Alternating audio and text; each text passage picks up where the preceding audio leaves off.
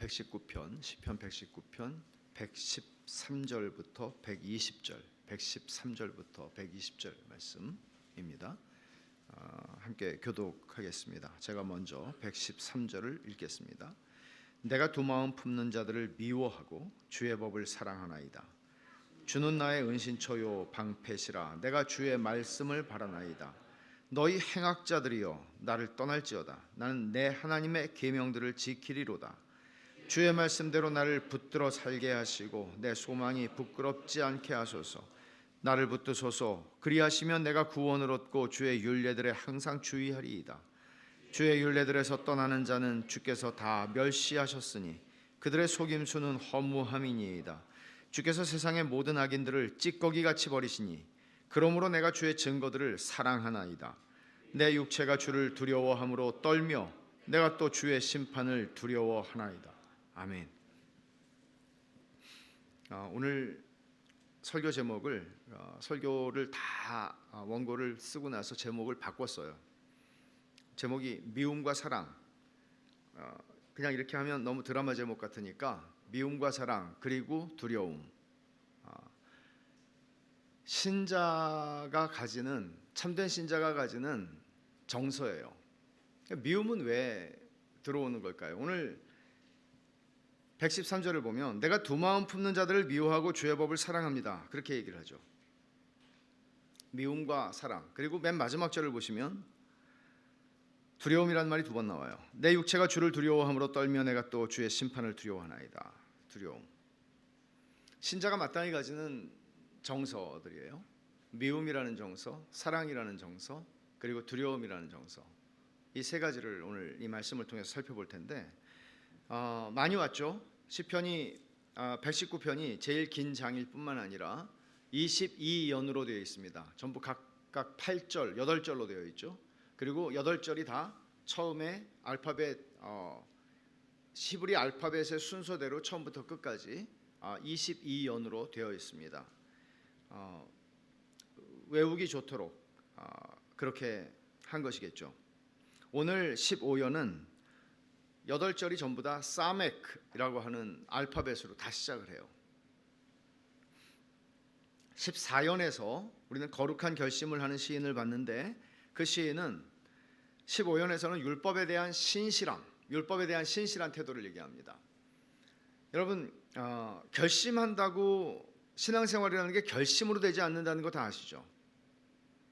한두 번 결심에 속지 않았습니다. 마찬가지예요. 이 시인도 그렇다고 해서 결심이 필요 없다 그런 얘기를 하는 건 아니죠. 결심이 필요한데 결심으로 되지 않는다는 것을 시인은 알고 있습니다. 그래서 율법에 대한 신실한 태도를 오늘 여기서 말하는데 신실한 태도와 반대되는 게 뭔가 하면 이 113절에 나오는 거예요. 두 마음 품는 거예요. 두 마음 품는 거.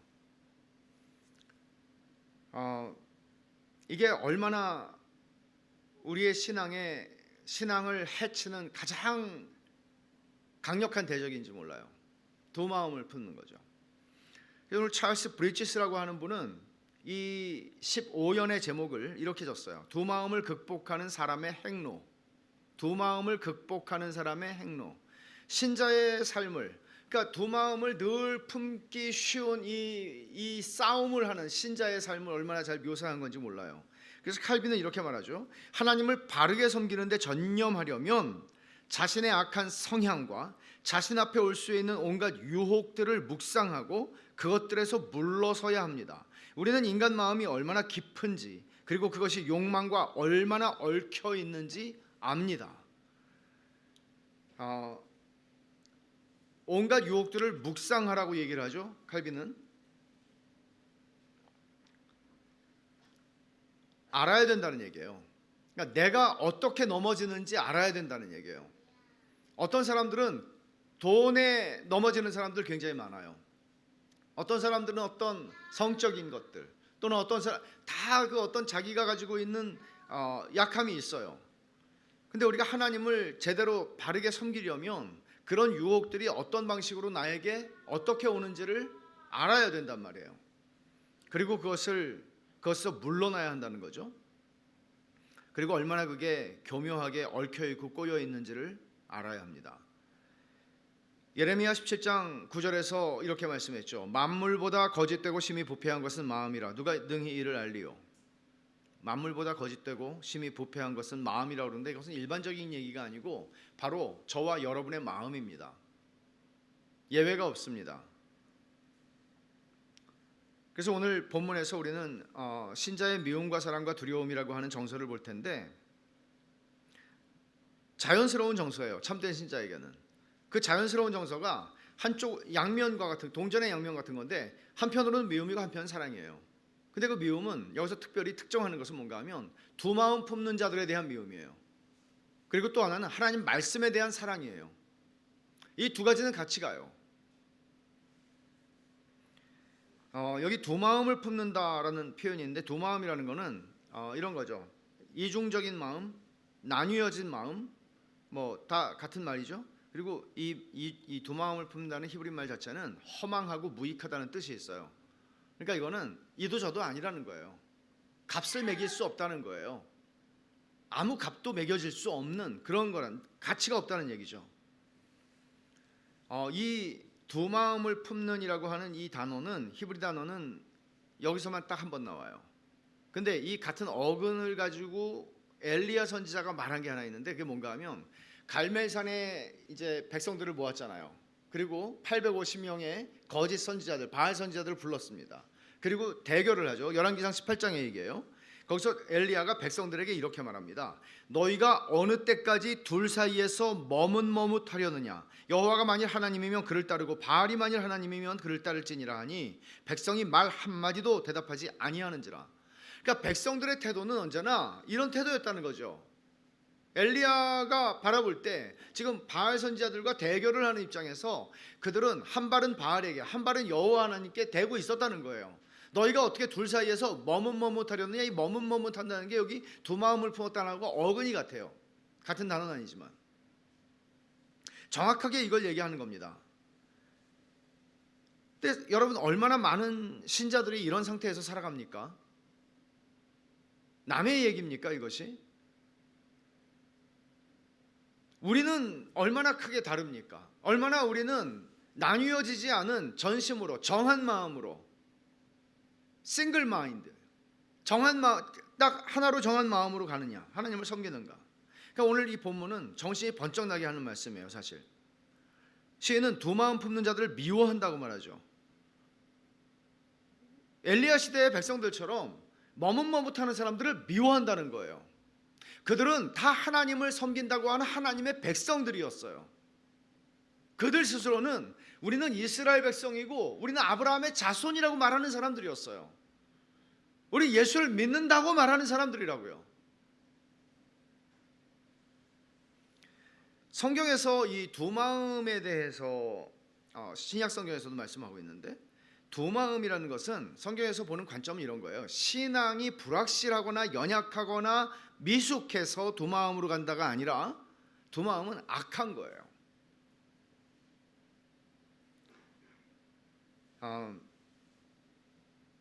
그래서 이 시인은 미워한다고 말해요. 원수를 사랑하고 나를 박해하는 사람들을 사랑하고, 예수님께서도 그러셨고 우리가 이번 주일날 보게 될 스데반도 그랬어요. 스데반도 자기를 돌로 치는 사람들을 적대하지 않았어요. 그들을 용서해 주시기를 하나님께 기도해요.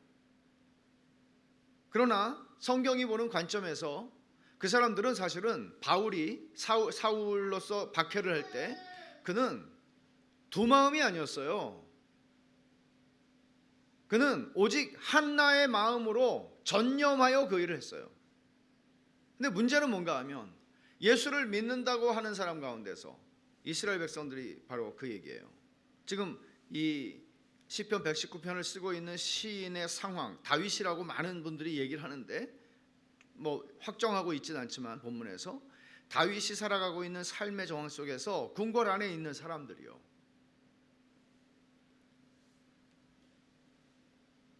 그러니까 어정쩡한 태도 정도가 아니라 그걸 넘어서서 두 마음인 것이죠. 마음과 말이 다른 것이죠. 크리스토퍼 애쉬는 이런 말을 합니다. 하나님을 전심으로 사랑하지 않는 사람들을 미워하고 말씀에 따스한 애정을 유지하는 한 우리는 안전하다. 여러분 안전하세요? 하나님을 전심으로 사랑하지 않는 사람들, 말해요, 찬송 불러요, 다 해요. 근데 실제로는 아니에요.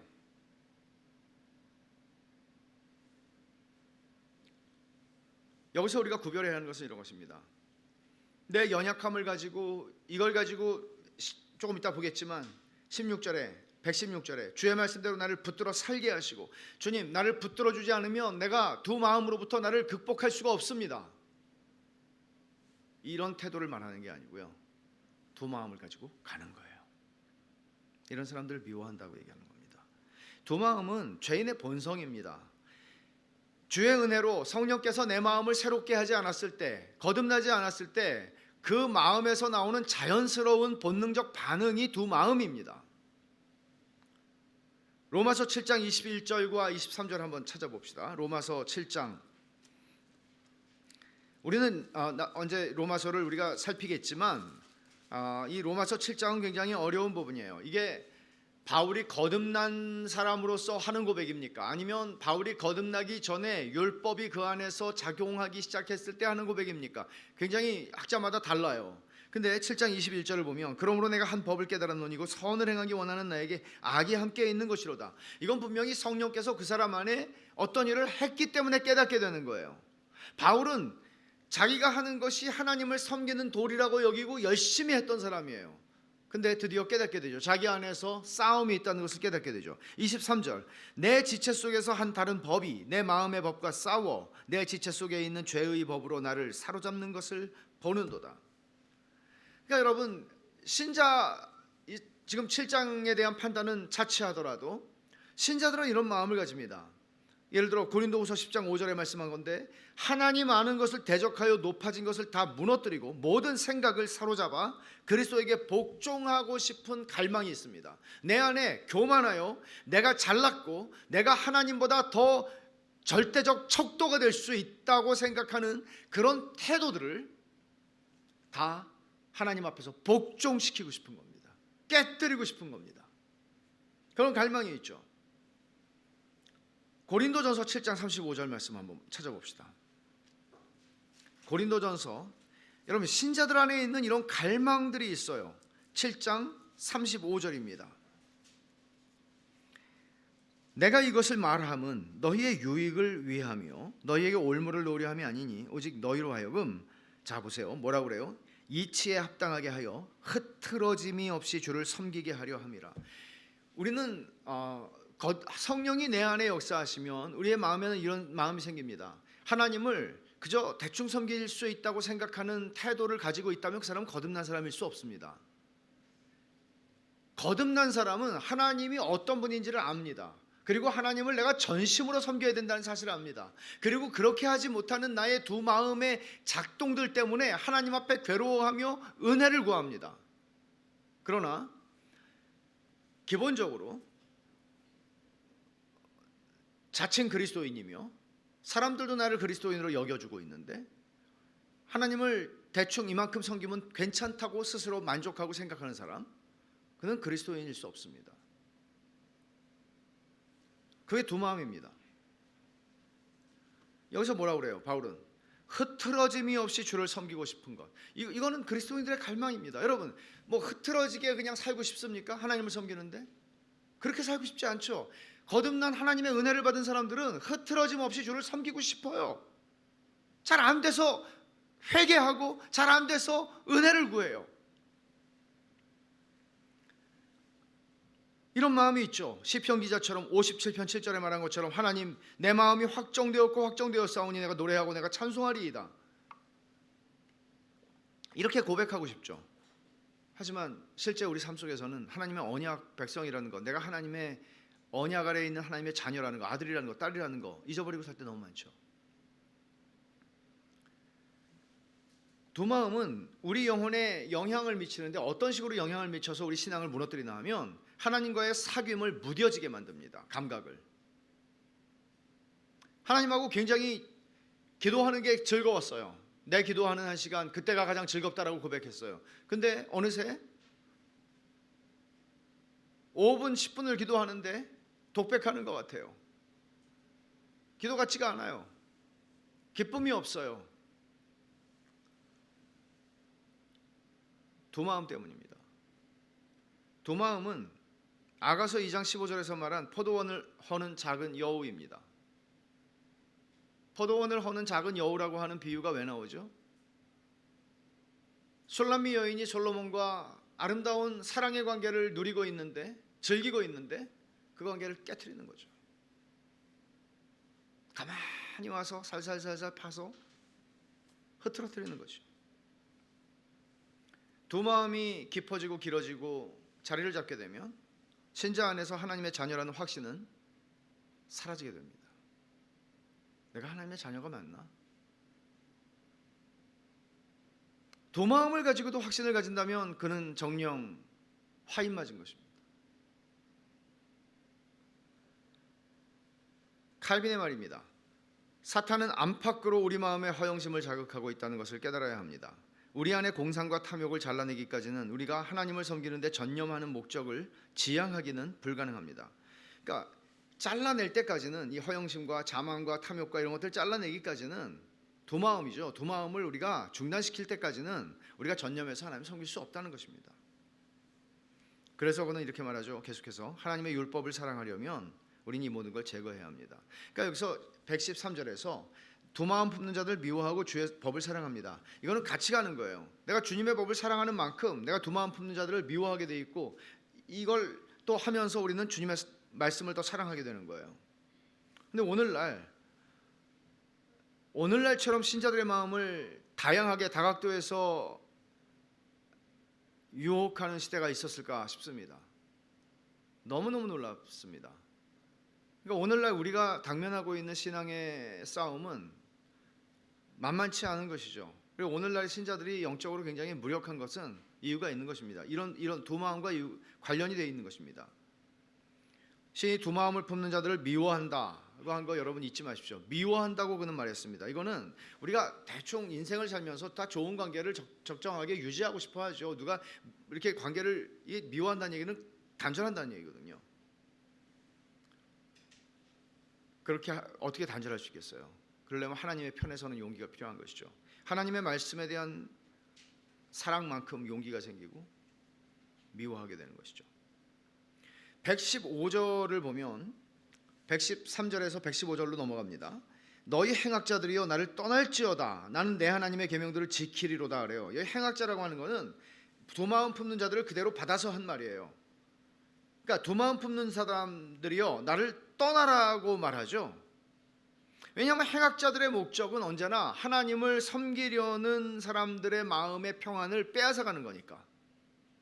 그러니까 내가 즐거이 감사함으로 평안하게 하나님을 섬기지 못하게 하는 것은 뭔가 하면 두 마음이거든요. 그러니까 이상하죠. 예배에 참석하고 할 것 다 해요. 근데 이상하게 내 마음은 너무너무 드라이해지고 너무너무 감동이 없고 그래요. 두 마음이기 때문이에요. 그래서 시인은 나를 떠날지어다 라고 말합니다. 이 단호함, 어떤 좋은 구실을 갖다 붙여가지고 내가 그들과 사귐을 가지고 그들과 관계를 유지하는 이 모든 것들을 허용치 않습니다. 그렇잖아요. 그리스도와 벨리알이 함께 할 수 없다라고 하면서 고린도후서 7장에서 바울 사도는 그리스도인들이 그리스도인이 아닌 사람들과 멍에를 같이 맬 수 없다 그렇게 말하죠.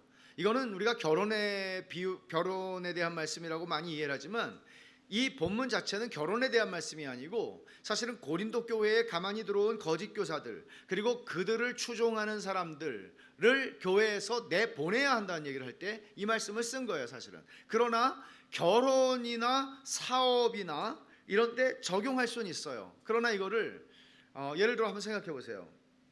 우리가 그리스도인으로서 어떤 사업을 하는 사람이라고 해봅시다. 나는 그리스도인들만 데리고 일을 하겠다. 혹은 나는 그리스도인이 아닌 사람하고는 거래도 하지 않겠다. 우리는 이 세상에서 그렇게 살지 못하죠.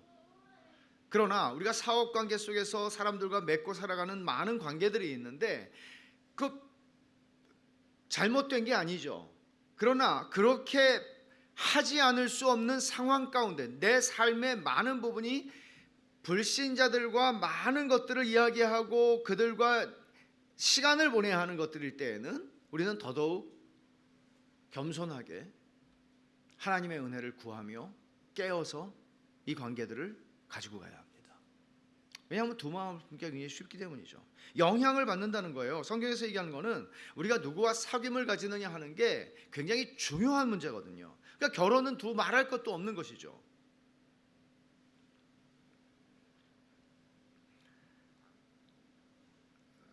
우리가 알다시피 예수님께서도 여러 번 말씀하셨지만 가령 왼편에 있는 자들에게 이르시되 저주를 받은 자들아 나를 떠나 마귀와 그 사자들을 위해 예비한 영원한 불에 들어가라. 그러니까 지옥에 대한 형벌을 말씀하셨어요. 그러면 그 궁극적인 그 마지막 날이 올 때 우리의 운명은 극명하게 그리고 영원하게 갈라질 거예요. 그러니까 이런 것들을 알고 있기 때문에 이 시인은 그날을 생각하는 거예요. 단순히 지금 나에게 이익이 되는가가 아니라 굉장히 멀리 보는 거예요. 그 멀리 보면서 시인은 이 운명, 이거에 대한 두려움이 이 사람에게 있는 거예요. 그렇기 때문에 이렇게 말하는 거죠. 나를 떠날지어다. 너희 행악자들이여 나를 떠날지어다.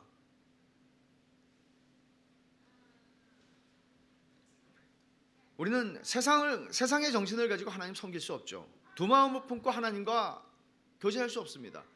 두 마음을 품은 사람들이 기도할 수 있다고요? 눈 감을 수는 있죠. 또 말도 할 수 있죠. 그러나 두 마음을 품고는 하나님과 만날 수 없습니다.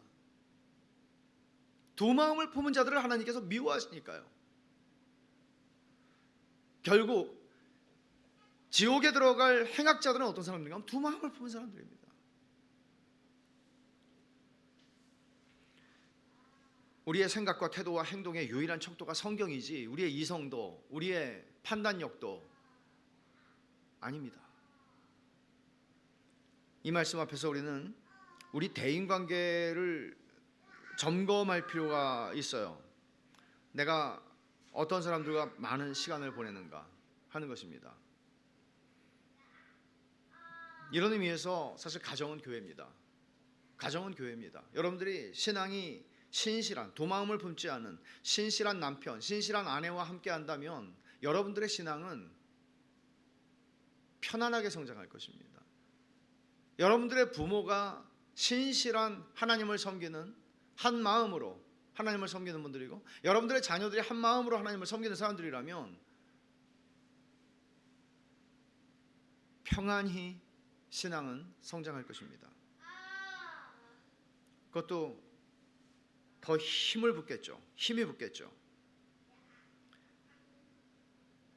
이 115절의 시인의 태도, 주의 말씀대로 나를 115절 너희 행악자들아 나를 떠날지어다 나는 내 하나님의 계명들을 지키겠다 하는 이 단호한 태도를 우리가 일생을 사는 동안에 이 태도를 견지하는 것 굉장히 중요합니다.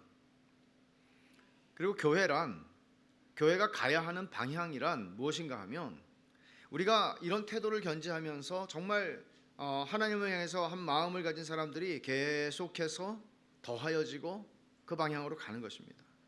113절과 115절 사이에 114절이 있는데 이게 샌드위치 구조예요. 113절은 두 마음 품는 자, 115절은 행악자들 나오죠. 114절에는 이런 고백이 나와요. 주는 나의 은신처요 방패시라 내가 주의 말씀을 바랍니다.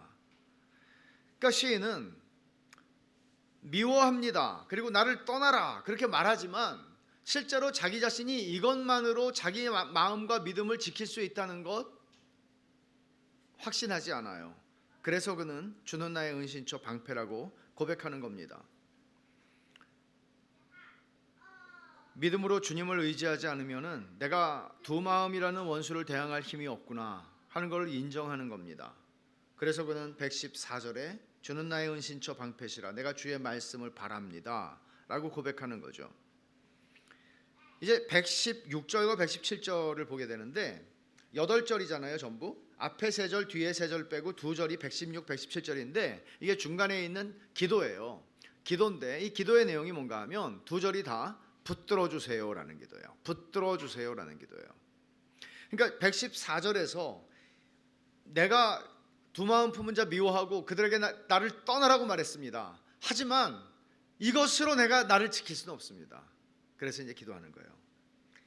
116절에 주의 말씀대로 나를 붙들어 살게 하시고 내 소망이 부끄럽지 않게 하소서. 칼빈은 우리가 우리의 연약함을 바로 바라볼 때 하나님의 손과 그의 능력이 우리를 붙들어 주지 않는다면 우리는 우리를 흔들어 놓기 위해 거의 아무것도 필요 없다는 것을 압니다. 이게 무슨 말인가 하면 내 연약함을 바라보고 하나님의 손의 능력을 의지하지 않으면 이게 아니면 우리는 그냥 다 무너질 수밖에 없고 마귀가 우리를 흔들기 위해서 할 거 아무것도 없어요. 그냥 스스로 설 수 없이 넘어지니까. 우리는 우리 자신 안에 그 능력을 가지지 않아요. 여러분이 신앙생활을 100년을 하셔도 그 능력이 우리 스스로 안에 하나님으로부터 독립할 수 있을 만큼 완전에 이르지 않아요. 우리는 하나님께 의존해요.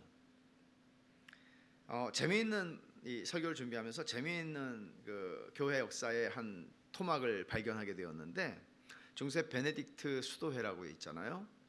이 베네딕트 수도회에서 이제 수련자들이 수도사가 되려고 준비하는 사람들이 바로 들어오지 않죠. 그러면 얼마나 들어왔다가 나가는 일이 많겠어요. 들어왔다가 아이고 나 못하겠습니다 그러고 떠나는 일들이.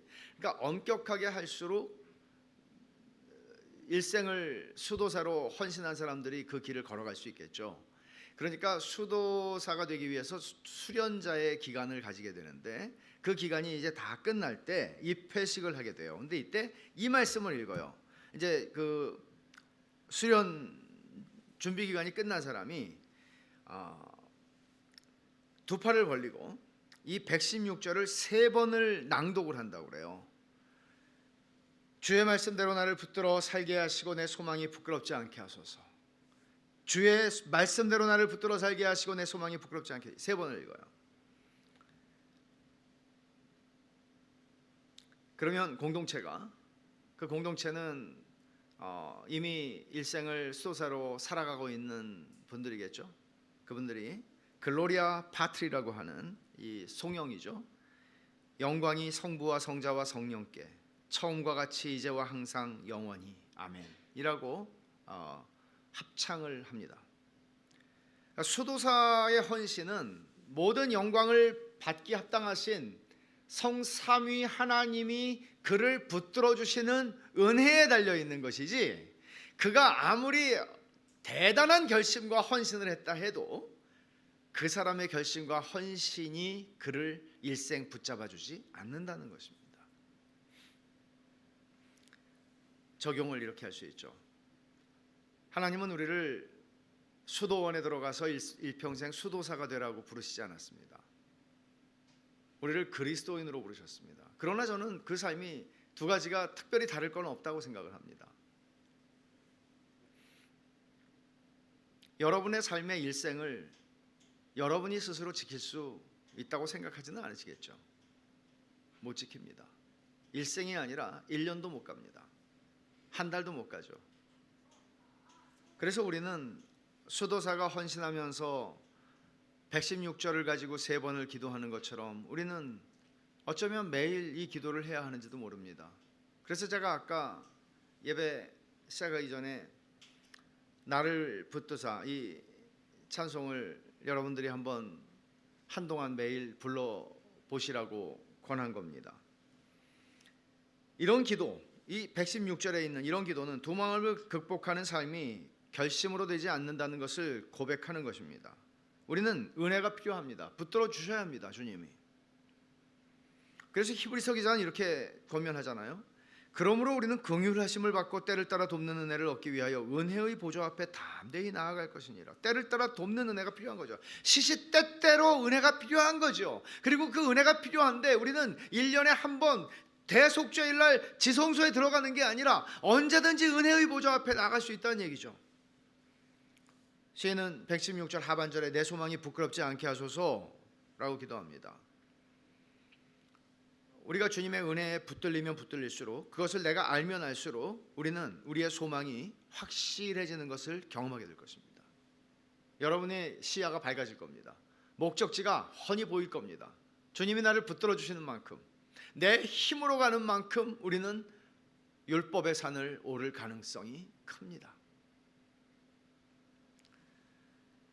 신자의 확신의 근거는 이런 거예요. 바울 사도가 디모데후서 찾아보죠. 디모데후서 1장 12절.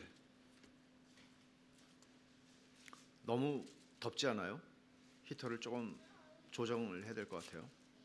저만 그런가요? 너무 덥죠? 네. 디모데후서 1장 12절 같이 한번 읽어보죠. 이로 말미암아 내가 또 이 고난을 받되 부끄러워하지 아니함은 내가 믿는 자를 내가 알고 또한 내가 의탁한 것을 그날까지 그가 능히 지키실 줄을 확신함이라. 바울이 확신하는 것은 내가 끝까지 이 길을 갈 거야 라는 얘기를 하는 게 아니죠. 내가 의뢰한 자를 내가 안다. 내가 의탁한 것을 그가 능히 지키실 줄 나는 안다. 그러니까 하나님의 신실하심이에요. 내 신실함에 기대는 게 아니고 하나님의 신실하심에 기대는 거예요. 성도의 확신의 근거는 자기 자신에게 있지 않아요. 날 붙드시는 하나님의 은혜에 있는 거죠. 그 신실하심에 있는 거죠. 그래서 저는 이사야 28장 16절 말씀 제가 읽어드릴게요. 그러므로 주 여호와께서 이같이 이르시되 보라 내가 한 돌을 시온에 두어 기초를 삼았노니 곧 시험한 돌이요 귀하고 견고한 기초돌이라. 그것을 믿는 이는 다급하게 되지 아니하리로다. 예수 그리스도를 가리켜 얘기한 거죠. 그 돌을 하나님이 두셨는데 그걸 믿는 자는 다급함, 막 황망함, 당황함 그런 일을 당하지 않을 거라고. 저는 이 말씀을 보면 다윗의 한 그 때가 생각이 나는데, 다윗이 시글락에 있을 때 이제 전쟁에 대이스라엘 전쟁에 블레셋과 함께 싸우러 나갈 뻔하다가 이제 돌아오게 되죠. 그리고 돌아오니까 아말렉한테 다 침략을 당해서 처자들이 다 붙잡혀갔어요. 그때 부하들이 열을 받아가지고 돌을 들어서 다윗을 치려고 그래요. 다윗과 함께 지금까지 수년 동안 동고동락했던 사람들인데 어떤 극한 상황에 이르자 그들의 리더를 향해서 다 돌을 듭니다. 그때 잊혀지지 않는 말씀이에요. 사무엘상 30장 6절에 백성들이 자녀들 때문에 마음이 슬퍼서 다윗을 돌로 치자 하니 다윗이 크게 다급하였으나 그의 하나님 여호와를 힘입고 용기를 얻었더라. 사무엘상 30장 6절 말씀이에요. 당황한 거죠. 자기와 동고동락했던 사람들인데 어떻게 갑자기 돌로 우리가 모세 사건에서도 많이 보기는 했지만 이런 일들이 일어나요. 근데 그때 그의 하나님 여호와를 힘입고 용기를 얻었더라고요. 우리가 신앙생활을 오래 하면 할수록 연조가 깊어질수록 자기를 의지할 위험이 굉장히 커요. 근데 때로는 다윗과 같은 이런 사건들이 있죠. 이런 사건들이 우리 인생에서 일어나게 되면 우리는 자기를 의지하지 않는, 말하자면 내가 아무것도 아니구나 하는 거를 깨닫게 되죠. 그래서 우리는 주님의 은혜, 나를 붙드시는 주님의 은혜 능력에 기대어 사는 법을 또 각성합니다. 그리고 돌아가게 되는 거예요. 그게 이 말이에요. 나를 붙들어 살게 하시고. 이 말은 하나님이 나 붙들어 주시 않으면 나 죽습니다, 이런 얘기거든요.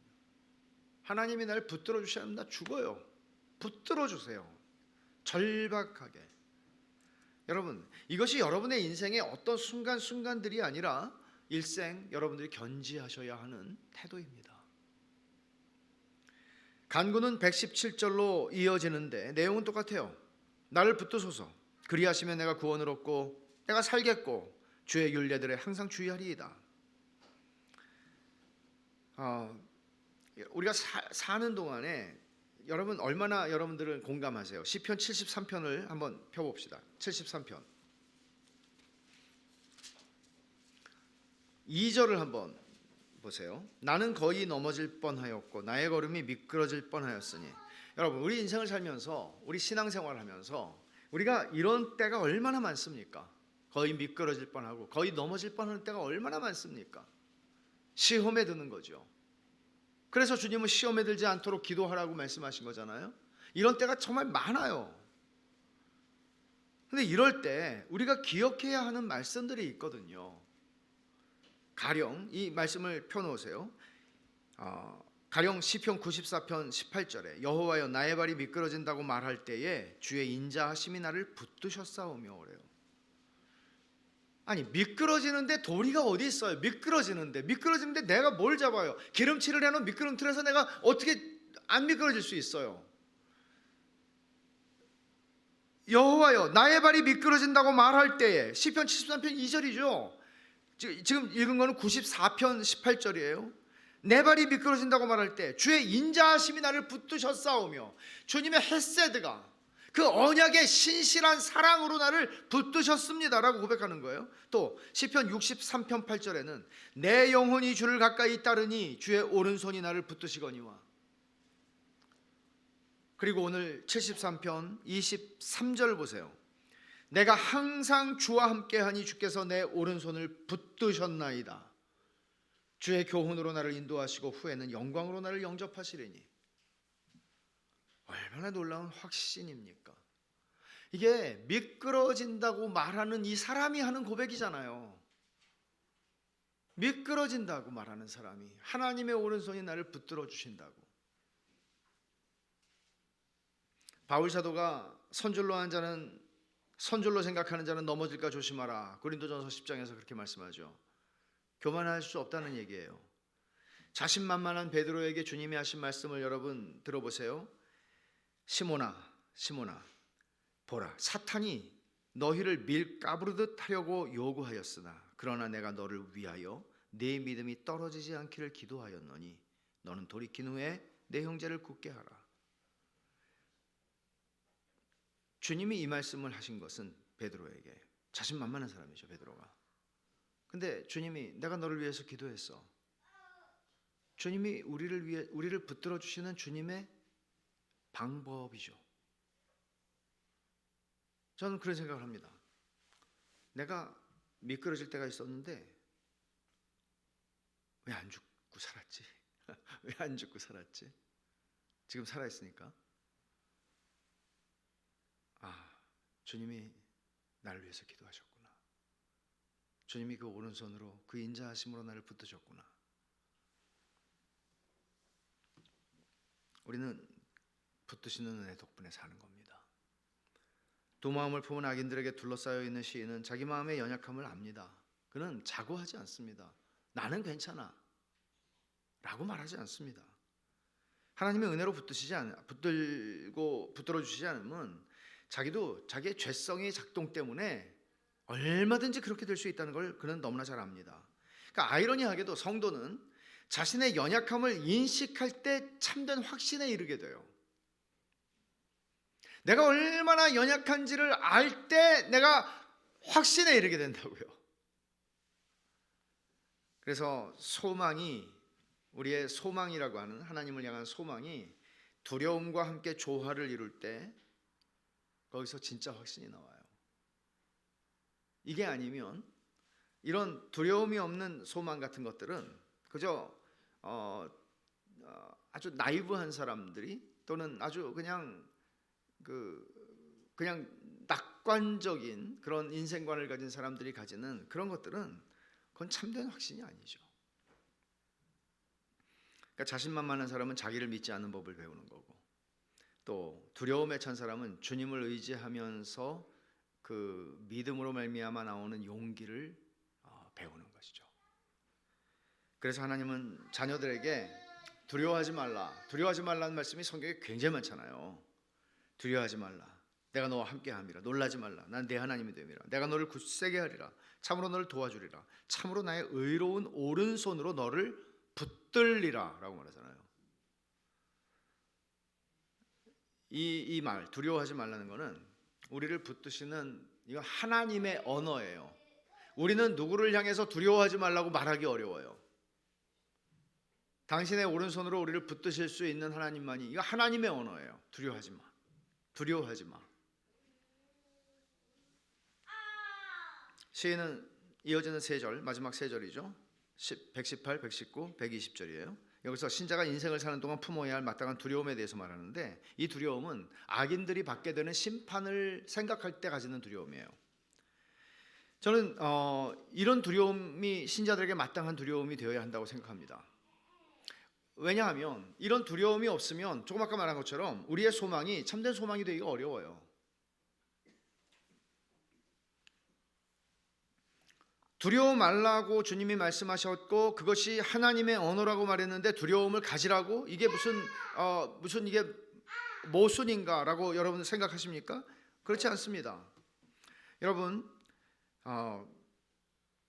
118절 한번 봅시다. 주의 율례들에서 떠나는 자는 주께서 다 멸시하셨으니 그들의 속임수는 허무함입니다 라고 말해요.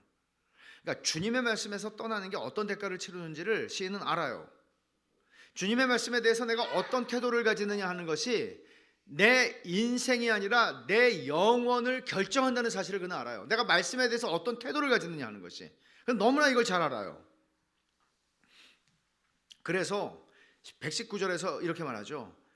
118절에서 주의 율례들에서 떠나는 자는 주께서 다 멸시하셨으니. 멸시하셨대요. 그러니까 하나님이 멸시하는 인생이 되기를 원치 않아요. 하나님 멸시하는 것의 끝이 뭐예요? 지옥으로 가는 거죠. 그러니까 지금 이 말은 이런 거예요. 주의 율례들에서 아예 떠나는 사람들이 당연히 하나님 믿지 않는 사람들이겠지만 여기서 얘기하는 건 더 어떤 뉘앙스인가 하면 하나님을 믿는다고 말하지만 실제로는 하나님의 율례들을 무시하고 살아가는 사람들, 하나님의 법이, 하나님의 말씀이 내 인생에 내 발의 등이요 내 길의 빛이요 이렇지 않아요. 내 이성이, 내 잘난 머리가, 내 경험이 밥 먹여준다 생각하는 거죠. 하나님 멸시하신다는 거예요. 시인은 119절에서 이렇게 말합니다. 주께서 세상의 모든 악인들을 찌꺼기같이 버리시니. 이게 무서운 거예요. 하나님이 멸시하는 인생, 하나님이 찌꺼기같이 여기는 인생, 그게 무서운 거예요.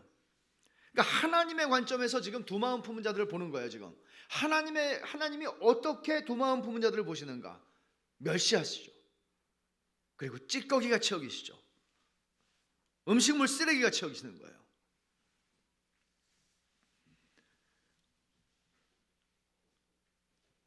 시인의 결론은 119절 하반절에 그러므로 내가 주의 증거들을 사랑하나이다. 주님, 저는 주의 증거들을 떠나지 않겠습니다. 주의 증거들을 멀리하지 않겠습니다. 주님, 주의 말씀을 사랑하겠습니다 라고 얘기하는 겁니다. 그리고 나서 마지막 고백이 나오죠. 15연의 마지막 고백은 120절입니다. 내 육체가 주를 두려워함으로 떨며 내가 또 주의 심판을 두려워하나이다. 이 두려워한다는 말이 두 번 나오죠. 먼저 뒤에 나오는 두려움, 주의 심판을 두려워하나이다. 이 두려움은 일반적으로 하나님을 경외한다고 할 때 쓰는 그 단어예요. 근데 내 육체가 주를 두려워함으로 라고 말할 때 이 두려워함으로 라고 하는 건 다른 단어를 썼는데 공포, 무서움 이런 뉘앙스가 더 나오는, 경외한다는 뜻으로 번역되기도 했어요. 그러나 그런 뉘앙스가 더 강해요. 근데 제가 주목하려고 하는 거는 그 두 두려움의 이런 단어가 아니라 여기 120절에 떨며라는 단어예요. 떨며. 이 떨며라는 단어는 이 구절 말고는 욥기에서 한 번 나왔는데 욥기 4장 15절을 한번 여러분 찾아보십시오.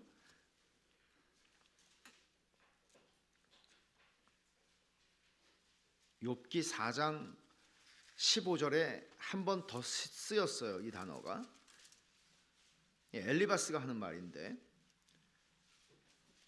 그때의 영이 내 앞으로 지나매 내 몸에 털이 주뼛하였느니라. 주뼛하였다 이거예요. 그러니까 엘리바스가 자기의 영적 체험을 얘기하고 있는데 자기 옆으로 어떤 영이 지나가는 걸 느꼈다는 거예요. 근데 그때 털이 주뼛했다. 우리 주뼛 막 이렇게 소름 돋는 막 그런 거 있잖아요. 그런 표현을 지금 쓰고 있는데 그런 뜻이에요. 그러니까 이거는 단순히 경외함이라고 번역된 단어가 아니고 두 번밖에 나오지 않았고 구약성경 전체에서 이 악인들이 받을 심판을 갑자기 딱 생각하는데 털이 쭈뼛 쓰는 거예요. 이 시인에게 그런 두려움이 생기는 거예요. 이건 성도에게 마땅한 두려움이에요. 왜 그런가 하면 우리는 그리스도 안에서 은혜와 확신을 가지고 그것을 누립니다. 그러나 악인들을 향한 하나님이 베푸실 공정한 보응을 생각할 때 두려운 거죠. 우리가 그 자리에 서야 되는 존재들인데 하나님께서 그리스도 안에서 우리를 구속하심으로 우리에게는 하나님의 은혜와 사랑을 부어주셨으니까 영원토록 무서운 거죠. 악인들의 특징은 무서워하지 않는다는 거예요. 악인들의 특징은 뭔가 하면 하나님의 말씀에 대해서, 심판에 대해서, 하나님이라는 존재에 대해서 두려움이 없어요. 도리어 조롱하죠. 조롱하죠. 두려움은 신자의 특성입니다. 하늘 성도들의 찬송을 한번 들어보세요. 제가 읽어드릴게요. 요한계시록 15장 4절인데 주여 누가 주의 이름을 두려워하지 아니하며 영화롭게 하지 아니하오리이까 오직 주만 거룩하시니이다. 주의 의로우신 일이 나타났음에 만국이 와서 주께 경배하리이다. 주의 이름을 누가 두려워하지 않겠습니까?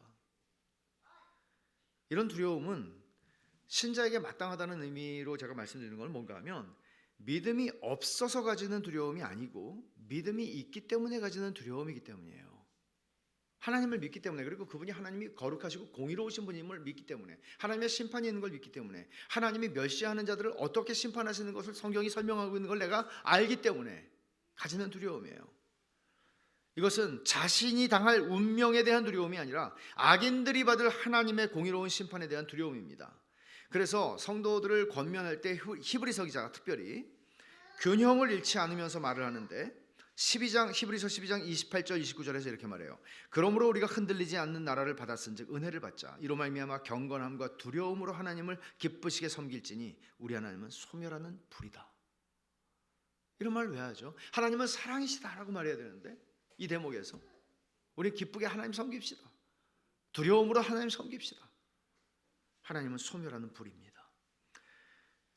또 히브리서 4장 1절은 이렇게 말합니다. 우리는 두려워할지니 그의 안식에 들어갈 약속이 남아 있을지라도 너희 중에 혹 이르지 못할 자가 있을까 함이라. 이것은 사람들의 믿음을 흔들기 위해서 하는 말이 아니에요. 배교가 너무나 많이 일어나고 있는 히브리서를 쓰는, 히브리서가 주어지는 그 대상인 공동체는 주로 유대인들 공동체였을 텐데 너무나 많은 배교가 일어나는 거예요. 신실하게 하나님을 믿는다고 하던 사람들이, 존경하던 사람들이 떠나는 거예요. 그래서 이런 이야기를 하는 것입니다. 우리가 그 맥체인 성경 읽기 캘린더로 성경을 읽도록 제가 권하고 또 저도 그렇게 쭉 한 40년 넘게 쓰고 있는데 어떤 분들은 맥을 연결해주는 뭐 체인 그런 거라고 생각하지만 로버트 머리 맥체인은 19세기의 스코틀랜드의 목사님이었습니다. 29살에 하나님이 데려가셨어요. 근데 이분의 특징은 너무나 경건하다는 것이었습니다. 너무나 경건하다는 말 어떻게 표현해야 될지 모르겠는데 이분이 설교하러 나오면 오 주님 그러면 사람들은 흐느끼기 시작했답니다. 실제로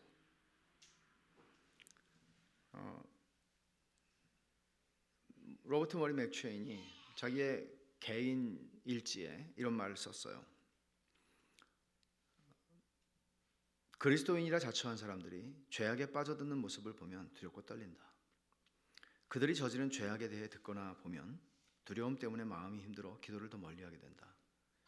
하지만 이런 내 태도는 잘못된 것이다. 그들의 모든 죄를 나의 무력함을 깨닫는 교훈으로 삼고 두려워하는 것은 옳은 모습이지만 오히려 그 때문에 더욱 하나님께 나아가야 한다. 우리들도 때로는 정말 이걸 믿어야 되나 하는 그런 일들을 겪죠. 어떤 지도자들이 정말 말도 안 되는 죄를 저지르고 타락한 인생을 그동안 숨겨가며 살아왔다는 것들을 알게 될 때가 있습니다.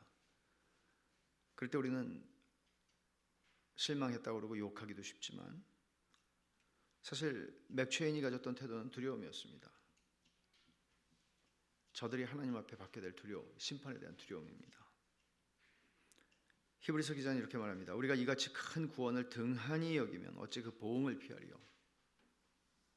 균형을 가지고 히브리서 기자는 얘기합니다. 여러분 괜찮아요. 여러분은 안심하셔도 돼요. 여러분은 그들은 배교했지만 여러분은 괜찮아요. 그냥 그렇게 말하지 않아요. 이 균형을 가지고 얘기를 해요. 그것은 단순히 믿음이 연약한 자들을 흔들어서 넘어뜨리려는 것이 아니라 참된 신앙의 자리로 그들을 이끌어가는 방식이었습니다. 데이빗 웰즈라고 하는 신학자는 이런 얘기를 해요. 얼마나 정확한 지적인지 모르겠어요. 잘 들어보십시오. 지극히 높으시고 거룩하신 하나님 앞에서 떨고 있을 때에만 세상과 세상의 왜곡된 가치관이 공허하게 보인다. 우리가 하나님 앞에 떨지 않으면 세상 제도가 우리에게 놀랍게 보이게 되고 즐겁게 우리를 삼키게 될 것이다. 하나님 앞에서 떨지 않으면 안 된다는 얘기죠. 여러분은 하나님 앞에서 떠십니까? 여러분, 우리가 성경을 읽을 때 에스라에서도 특별히 그런 말씀들이 나오지만 하나님 앞에서 두려워 떠는 자, 하나님의 말씀 앞에 두려워 떠는 자, 아주 강한 표현이거든요. 하나님의 말씀 앞에 두려워 떠는 자들. 저는 성경에서 그 표현보다 더 하나님께서 칭찬하시는 성도의 모습을 보여주는 특징 많지 않다고 생각합니다. 하나님의 말씀 앞에 두려워 떠는 것입니다. 이것이 두 마음을 품지 않도록 우리를 보호해 줄 것입니다. 두 마음을 품고 사는 것 위험한 것입니다. 그래서 우리는 주의 붙드시는 은혜로 두 마음을 극복하며 살고 있는가? 두 마음을 품지 않기 위해서 나를 붙드시는 하나님의 은혜를 구하며 살고 있는가? 질문합니다. 우리는 혹시 이 세상에 조금 저 세상에 조금 마음을 두고 살지는 않는지, 육적인 것에 조금 영적인 것에 조금 마음을 나누고 살고 있지 않은지, 주님이 오늘 이 말씀을 통해서 우리에게 무엇을 말씀하시나요? 결론적으로 두 가지를 얘기할 텐데, 첫째는 분별입니다. 신자의 마땅한 미움과 사랑, 두려움은 분별에 따라오는 정서입니다. 분별해야 합니다. 여러분의 눈에는 두 마음 품은 사람들이 보이나요? 두 마음 품은 자들을 내가 미워합니다라고 얘기하고 떠날지어다라고 얘기하는데 그게 보여야죠. 분별이 돼야죠. 앨런 로스가 이런 말을 하죠. 하나님께 공개적으로 헌신하고 그분의 말씀을 사랑하는 사람들은 자기 신념과 행동에 따라 행동에 대해 이중적이고 거짓된 사람들의 존재를 현실 속에서 더 잘 인식하게 된다. 맞습니다. 내가 하나님 앞에 온전하게 헌신하고 가게 될 때 하나님께서 우리에게 분별력을 주십니다. 분별력이라고 하는 것은 정말 중요한 덕목입니다. 불경건이 무엇입니까? 여러분, 경건한 어른이 된다는 것, 그 반대편에 불경건이 있습니다. 불경건은 거짓 교사와 속이는 자, 두 마음 품는 사람들의 영향받는 겁니다. 그 불경건입니다. 신자는 바른 길을 분별하고 선택합니다. 결심합니다. 디모데후서 3장 16절에 바울 사도가 말하죠. 모든 성경은 하나님의 감동으로 된 것으로 교훈과 책망과 바르게 함과 의로 교육하기에 유익하니 이는 하나님의 사람으로 온전케 하며 모든 선한 일을 행할 능력을 갖추게 하려니라. 말씀이 그 분별을 줍니다. 두 번째는 선택과 거부, 미움과 사랑입니다. 바른 길을 선택하고 그릇된 길을 거부하는 겁니다. 분별한 다음에 참된 경건을 사랑하고 두 마음을 품는 태도를 미워하는 겁니다. 그러나 이 미움과 사랑은 두려움과 함께 갑니다. 두려움 가운데에서 신자들은 불경건하고 두 마음을 품는 사람들을 미워하고 하나님의 말씀을 사랑하게 됩니다. 야고보서에서 두 마음에 대해서 이런 말합니다. 야고보서 1장 7절과 8절에 이런 사람은 무엇이든지 주께 얻기를 생각하지 말라. 두 마음을 품어 모든 일에 정함이 없는 자로다. 두 마음을 품고 기도할 수 없다. 두 마음을 품는 자들에 대한 미움, 하나님의 말씀에 대한 사랑, 악인들이 받을 하나님의 심판에 대한 두려움, 우리가 신자로서 마땅히 가져야 하는 정서입니다. 이 정서들, 그러니까 내가 성경을 읽고 있는가, 내가 기도하고 있는가, 내가 예배에 참석하고 있는가, 더 밑에, 더 근본적인 나에게 이런 정서들이 제대로 작동하고 있나 살피십시오. 그리고 붙드시는 은혜를 구하십시오. 116절에 시인이 기도한 것처럼 주의 말씀대로 나를 붙들어 살게 하시고 내 소망이 부끄럽지 않게 해주십시오. 기도합시다. 아버지 하나님 감사합니다. 두 마음 품는 자들을 미워하고 하나님의 말씀을 사랑하게 해주십시오. 악인들이 받게 될 심판을 두려워하게 하시고 그 가운데 더욱더 한 마음으로 주님을 사랑하여 섬길 수 있게 하여 주시옵소서. 저희들을 붙들어 주시옵소서. 주님이 붙드시지 않으면 저희들은 한시도 스스로 설 수 없는 존재들인 걸 고백합니다. 이제까지 저희들을 붙드신 주님, 주님의 그 신실하심을 따라 주님의 언약대로 저희들을 붙들어 주시옵소서. 예수님의 이름으로 기도드립니다. 아멘.